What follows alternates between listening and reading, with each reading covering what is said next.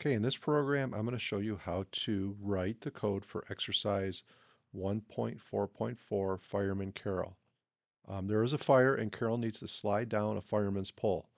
Define and use the turn right function to help Karel get to the ground. Okay, so when we look at this, Karel starts up at the top here, facing right, facing east, and then Karel has to wind up at the bottom of the pole, facing east. And we have to use a function called turn right. Okay, so the first thing that I'm going to do is I'm going to define the function. So in our basic commands, we do not have turn right. So all we have is turn left at this point. So all we have is 4 commands. So we're going to add a function to our program, and we're going to call that function turn right.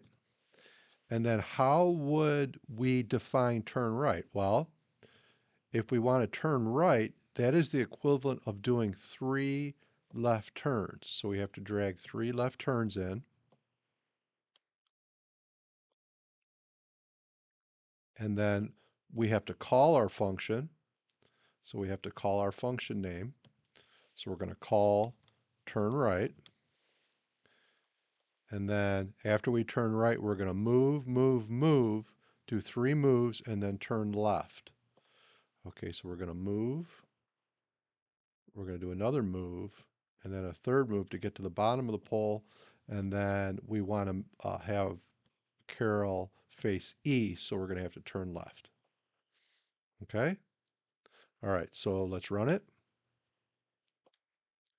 And we move down to the bottom and we got it and we check our code and we have everything with our style all set here.